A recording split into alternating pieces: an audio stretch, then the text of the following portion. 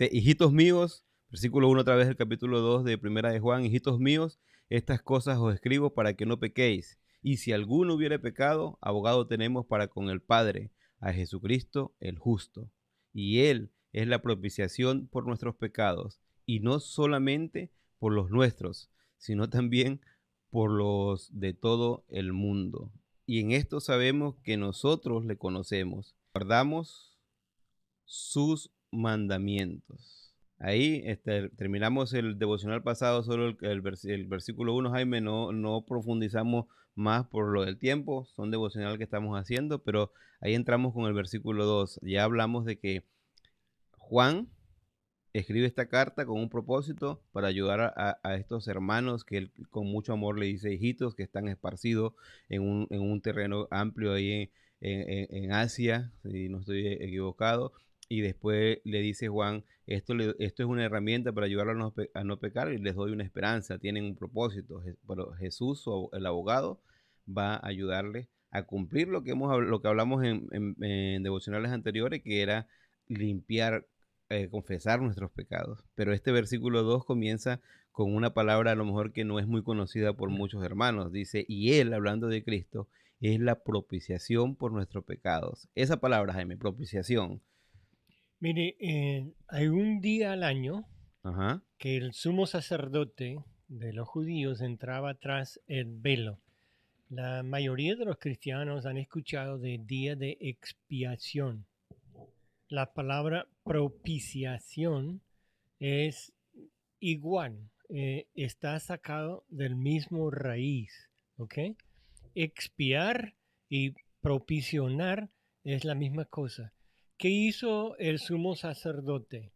Llevó, después de haber pedido perdón por sus pecados, tomaba la sangre del sacrificio por todo Ajá. el pueblo de Israel donde estén.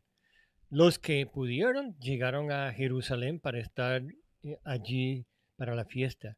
Y los que no, guardaron esa fiesta en sus casas. Para el judío era un día donde tenía que ayunar y orar. Muy bien. Y para el judío también, hasta el día de hoy, es el día que si sabes que tienes algo contra tu hermano, Mm. busca a tu hermano. Es un día muy solemne para los judíos y la verdad que lo que vamos a leer aquí de los mandamientos, etcétera, vamos a volver a tocar eso, pero el sumo sacerdote llevaba la sangre y tenía una rama que ponía en la sangre y después lo rociaba sobre el arca de la presencia. Muy El bien. arca de la presencia era donde había dos querubines que tenían sus alas extendidas tocando, donde Moisés, antes, donde él se reunía con Dios, Dios bajaba hasta el arca muchas veces. Y un paréntesis, Jaime, disculpa que te interrumpo, para que entienda si eres nuevo creyente, porque a lo mejor lo más popular es escuchar acerca del arca de Noé, pero cuando hablas del arca que hicieron o los sacerdotes tenían, estamos hablando de otra arca que construyeron después en el templo, que la usaban para poner ciertos elementos, pueden profundizar un poco más, y este es el arca en el templo, que era una Sí, caja cubierta de oro y todo eso, pueden profundizar un poco más. Disculpa, sí, Jaime. Ajá. sí, no. Tiene allí unos objetos para recordar a los judíos de su jornada en el desierto, de la fidelidad de Dios, etcétera. Ahora, ese arca está como desaparecida. Si vieron la película de Indiana Jones, la primera que estaban buscando el arca porque supuestamente tenía poderes especiales. Mire, el poder especial del arca era la presencia de Dios. Ajá. No, Y, no era para tener para como un armamento ni nada de eso. pero los hermanos que están escuchando a Jaime ahorita son fieles y ya van a decir, Jaime nos puso tarea, ahora tenemos que hacer un maratón de Indiana Jones. Son buenas películas. Bueno, pero lo que estás mencionando ahí me gusta porque estás hablando, o cuando yo te pregunto qué es propiciación, comienzas a explicar todo este ritual que hacen los judíos, que este ritual me imagino que fue dado por Dios o Dios le mandó a hacerlo en el desierto o mientras estuvieron con Moisés. Pero me gusta porque eso me hace pensar lo que tú siempre te lo he escuchado a ti, yo tengo esa perspectiva también, porque a veces decimos, bueno, nosotros los creyentes estamos, es una nueva era, ya el pasado pasado, no queremos estudiar el Antiguo Testamento, pero realmente este concepto, propiciación, acá, está otorgándoselo a Jesús, está diciendo Jesús, dice, y Él es la Ujú, propiciación. Entonces me encanta porque me hace pensar que todo eso que viene del Nuevo Testamento era una sombra de este Cristo que iba a venir y este Cristo que iba a salvarnos, ¿no? Tú estás hablando de todo este ritualismo en el que estaban enseñando, que la gente buscaba arreglar sus problemas o sus pecados con otras personas, estar bien con Dios, para rociar esa sangre en el arca y para qué buscaban conseguir con todo este ritual. Era perdón para el pueblo, ¿no? sí. Y en ese día, cuando entraba el sumo sacerdote, todo el pueblo hizo silencio, Ujú. eh, porque s- el sumo sacerdote tenía unas campanitas en el borde de su manto. Si fuese entrar con pecado, era muy posible que muera en ese instante. ¡Pum! Entonces van a escuchar que cayó al piso, que en las campanas. Ahora, más nadie puede entrar a sacar cuerpo. Entonces le amarraban un sogue, un mecate, un Una cuerda, lazo sí. a una de las piernas para poder sacar el cuerpo sin volver a entrar sin haber limpiado su cuerpo. Y ahí para tener una idea, ahorita no tengo un gráfico más o menos del templo para mostrar ahí, pero para tener una idea, el templo estaba dividido. Había un lugar, el lugar donde entraban los sacerdotes, estaba un lugar que se le conocía como el lugar santísimo, Ujú, que era donde entraba la presencia de Dios una vez al año. Y esto es interesante lo que estás diciendo, porque el único que tenía derecho a entrar a rociar la sangre era el sumo sacerdote, del cual se esperaba que no estuviera limpio o confesado, por decirlo coloquialmente, entrar a poner esa sangre en favor del pueblo y así el pueblo tener el favor de Dios y tener esa comunión con Dios, ¿no? O con el pueblo de Israel. Ahora, ¿por qué hago ese énfasis? Porque me hace pensar en lo fácil que lo tenemos nosotros. No hacer un sacrificio, porque ese sacrificio, aquí como está diciendo Juan en su carta, dice, y Él, hablando de Jesucristo, ese Él es Jesús, es la propiciación por nuestros pecados. Y ahí entiendo que la palabra por nuestros pecados es porque está haciendo una alusión a lo que era esa propiciación en el Antiguo Testamento. Ahora, muchas cosas interesantes que ver ahí que son súper positivas para mí, porque primero, antes el pueblo de Israel tenía que ir a su sumo sacerdote para que ese sumo sacerdote entrara con pecado, tenía que tener igual unas campanas para garantizar jalarlo porque la gente no podía entrar y así hacer todo este acto para que Dios tuviera comunión con ellos. Pero con nosotros la Biblia dice que este Jesús, bueno, ya pagó, ya es, ¿cómo se llama? Dio el pago, aunque lo voy a decir más adelante también, pero me hace pensar en que cuando Jesucristo murió, la historia bíblica dice que ese velo se rasgó. Dice Efesios, si no estoy equivocado, que nosotros tenemos entrada directa al Padre, sí. que podemos entrar. Y también dice Pedro, si no estoy equivocado, que dice que nosotros somos sumos sacerdotes. O sea, lo que nos está diciendo Jesús es, mire, en versículo 1, Jesús es el abogado que quiere arreglar su asunto con Dios el Padre, el asunto de usted, de su pecado, para que tengan esa comunión. Y además de ese Jesús siendo el único intercesor y siendo ese gran sumo sacerdote, nos da a nosotros el derecho de nosotros mismos ser sacerdotes para poder traer a Dios la confesión, para tener una comunión plena con. O sea, es como que dejamos todo esto a un lado y yo, Jesús, estoy aquí para ahorrarle todo eso, para hacerlo más fácil.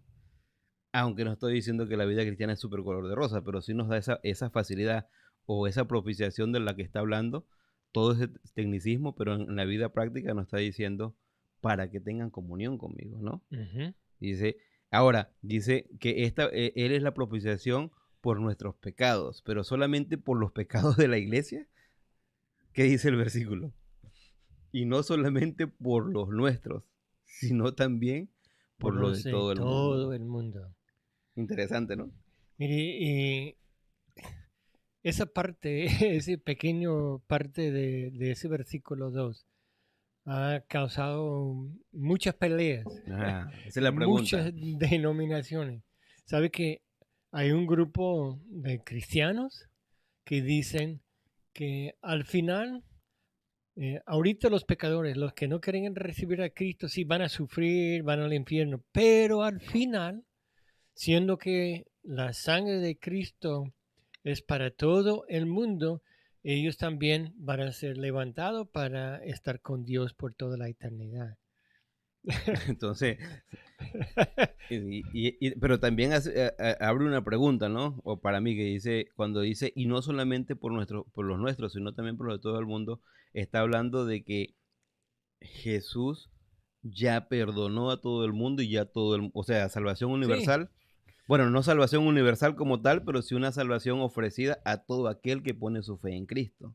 bueno, eso Ajá, nosotros sabemos que eso es lo que dice este versículo, de lo que exactamente. habla, Ajá, pero los otros dicen, no, eso quiere decir que todo el mundo universalmente van a ser salvos, pero no es. pero no es No, salvación. no es, ¿No? porque mire, en el libro de Apocalipsis muestra al final como Dios saca desde el infierno los que están en el infierno y los echa al lago de El agua fuego de juguete. que arde eternamente. Y ya vamos a estar más o menos viendo lo del Apocalipsis, pues el próximo lunes también arrancamos con ese estudio. Jaime va a estar dando Apocalipsis. Pero es muy interesante eso porque también vemos en Segunda de Pedro, Primera de Pedro, no estoy ahorita bien ubicado, 3:9, donde Pedro habla de ese corazón de Dios, que dice que él no tiene su venida, no la tiene por tardanza, o como algunos la tienen por tardanza, sino que no ha venido porque quiere que todos procedan al arrepentimiento. El corazón de Dios, obviamente, es un corazón misionero que quiere que las personas procedan a ese Sí, arrepentimiento. sí, Hay un proceso, ese proceso no es por mis buenas obras, es por yo poner la fe en el objeto correcto o en la persona correcta. Ni siquiera mi fe me salva. Y más en el otro versículo, después vamos a hablar un poquito de eso, pero está hablando de que este Jesucristo, que es abogado, este Jesucristo, que es el verbo, ya hemos hablado un poquito de eso, este Jesucristo que es la propiciación, es el que nos está ofreciendo. Y en este caso, pues el contexto está hablando a la iglesia y le está diciendo a la iglesia, miren, ya su posición está en Cristo. Lo sí. que necesitan es arreglar su vida y mantener una comunión con Dios y un constante crecimiento, ¿no? Y esa esperanza, pues. ¿Cuántas personas creyentes nos están escuchando que son creyentes, que a lo mejor su familia no es creyente y piensan, bueno, ¿qué va a pasar con mi hermano, con mi primo, con mis tíos? Si mueren ahorita, ¿dónde van? ¿No? No sé cuánto mi familia me está escuchando y espero que no malentienda, pero yo acepté a Cristo cuando tenía 15 años. Mi papá era católico. Yo no sé si mi papá hizo una oración de fe poniendo su fe en Cristo. La Biblia dice claramente que el único mediador entre Dios y el hombre es Jesucristo. Entonces, no juzgo a mi papá, no estoy aquí para eso, pero a veces en mi corazón yo oro y mi confianza un poquito es este versículo. No tengo nada que reclamarle a Dios porque Dios dice, mundo, Jesús fue propiciación para todos. Si tu papá puso su fe en este sacrificio, entonces será salvo. Es lo que la Biblia promete, por lo menos. ¿Es difícil? Para mí es difícil, me imagino que muchos que tenemos, pero aquellos que tienen sus familiares vivos tienen todavía esa esperanza, Jaime, de Sí, que pueden mire, hablarles y pueden decirles ujú, la verdad. ahí está. Entonces les animamos, ¿no? Sí, Dios, Jesús es nuestra propiciación. Jesús no solamente ha pagado por nuestros pecados presentes, pasados y futuros, sino ha pagado por esos pecados para ofrecernos una salvación segura, ¿no? Y también para darnos un propósito de vida, pues yo sé que hacemos mucha referencia a Efesios, pero bueno, Efesios dice, para que seamos santos y sin mancha delante de Él. Y ese es el propósito, no una salvación mediocre. Acepto a Cristo, Jaime, y ahora hago lo que me da la gana. Eso no es entender la salvación. no, eso es una falsa creencia y algunas personas están confiando en algo semejante. Pero si la persona que es creyente de verdad no tiene la convicción del Espíritu Santo. Cuando hace cosas malas, no siente en su corazón que ha hecho mal. Entonces, yo creo que esa persona debe investigar bien lo que era la decisión que tomó. En- hay otro grupo que dice que eh, todo el mundo fue escogido antes de la fundación del mundo para ser salvo. Ajá. Entonces, ellos toman este versículo donde dice que Él murió. Ellos dicen que Cristo solo murió por los salvados, por los escogidos. Sí, Entonces, he cuando llegan a escuchado. este versículo, dice, no, no, es que tú malentiendes. Cuando dice que Él también murió por los de todo el mundo, está hablando del mundo de los escogidos. Pero ellos están añadiendo a lo que dice la Biblia. La Biblia no lo dice. Y ahí la única manera de resolverlo más que causar una división de esos malos entendimientos que dicen, bueno, por eso es que no enseñamos doctrina, cuando doctrina quiere decir simplemente enseñanza o teología profunda, porque va a causar división, pero no, porque si de verdad somos aplicados, y no tenemos que ir a un seminario para hacer eso, si somos aplicados y comenzamos a hacer una exégesis o un estudio etimológico, hermenéutico de las escrituras, en su contexto, con la cuestión literal, todas las reglas que hay, vamos a hablar de eso el lunes también en la clase de Apocalipsis, vamos a poder tener un entendimiento claro de lo que la Biblia dice. Y yo sé que es un reto, bueno, mundo, pero yo no he estudiado griego, usted ha ido a un seminario, pero aún si Ya. hacemos una exégesis en el mismo castellano, haciendo una comparación de todas las versiones en castellano que tiene la Biblia, podemos hacer llegar a una conclusión clara y podernos dar cuenta de que la promesa bíblica es que Jesús pagó el pecado por todo, ofrece esa salvación real a todos, pero aquel que pone su fe en Cristo es el que recibirá ese don. Y ahí entender bien, no es mi fe, porque no es mi acción lo que me salva, es el objeto sacrificado que es Cristo Jesús, ¿no? Sí. El gran ejemplo es Abraham cuando llevó a su hijo. No es que llevó a su hijo y lo quiso matar. Lo que salvó a su hijo fue lo que Dios proveyó, que fue un cordero, el cual fue sacrificado. Es exactamente lo mismo. Yo puedo montarme la leña, llevar a mi hijo, llevar el fuego, pero si hago todo eso, si no hay un cordero real, o en el que pongo mi fe no me va a servir de nada. Mm. En el caso, y hago referencia a eso porque recuerdo que en ese caso Dios le dijo a Abraham, ese no es el cordero que quiero que sacrifique, sino este, que es inocente, porque ese corderito ahí, animalito, era inocente, no sabía nada. Lo mismo pasó con Cristo, ¿no? Y por eso Jesucristo es la propiciación de nuestros pecados, el pago completo. Sí. La que cubre la, la, la ira de Dios, digamos, en Ajá. contra de la persona pecadora. Y, Entonces lo quita, no lo ven más. Y eso me hace pensar un poco a algo muy interesante, Jaime, y ahí la palabrita, ¿no? Otra vez hablaba ahorita de exégesis y de hermenéutica, la palabra en el Antiguo Testamento era cubrir el pecado, pero ahora que el Nuevo Testamento, que es escrito en griego, cuando habla de Jesucristo como la propiciación o que Que cubre, quita. él está hablando que quita, la palabra escafar, ¿no? De Ujú. soteriología, que quita, ya no cubre, sino que quita el pecado del mundo porque fue puesto en Cristo y él pagó con su sangre.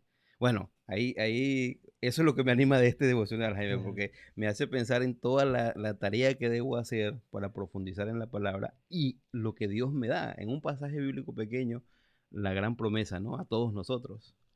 Mira, Jaime, antes de cerrar, ya estamos más o menos, me gustaría mostrarle a algunos hermanos, ahorita yo sé que este devocional a lo mejor va a salir recién la semana que viene, pero los que nos siguen en Twitch, saben que mañana vamos a estar comenzando un podcast con Jaime acerca de su historia en ¿cómo se llama? El Misionera, testimonio, su sí. testimonio, como hemos hablado. Hemos hablado dos veces, pero no lo hemos grabado porque pues estamos novatos, como decimos. Y aquí yo quiero mostrar alguna foto para que se animen. Aquellos que conocen a Jaime, pues yo les voy a mostrar aquí en Jaime porque aquí se ve con cabello, más flaco, más buen mozo, más joven. Entonces, Más hermoso. más hermoso. Ya va, aquí, ¿dónde se me fue el? Acá está, este es el que quiero mostrar. Listo. Ahí pueden ver, ¿no? Ese es Jaime, esa hermosa mujer que está ahí es Ginny, y los dos niños son Roberto y Michelle. Ahí Esther todavía no había nacido, Jaime. Eso es en el 73, cuando recién iba a Venezuela, Venezuela. ¿cierto? Y aquí tenemos este Jaime aquí, yo creo que no lo pueden ver con el cursor, pero Jaime es el de la camisa blanca, está con Roberto. Ahí ya está Esther, ¿no? Ahí Sí, ya no está Michelle porque ya había muerto. Eso es, bueno, eso es Rock. Aquí está Jaime en el río, ese del bigote, ese cowboy, mira, con sombrero, es Jaime. ya está Michelle también. Ahí está Michelle y Ginny también, y Rock. No sé si Esther, posiblemente ya había nacido ahí, pero estaba bien niña, ¿no? Y, Pues yo creo que no. y ahí está la foto, la original, con los cuatro, los dos primeros niños a blanco y negro, y después ya es Esther integrada, ¿no? Ahí vemos a Esther, ahí se está riendo, no es una cara de malvada que tiene Esther, ¿no? Espero que el Señor les bendiga, hermano, y ánimo. Tenemos abogado y tenemos una Amén. propiciación que ya pagó por nuestros pecados. Solo hay que poner nuestra fe en ese sacrificio real.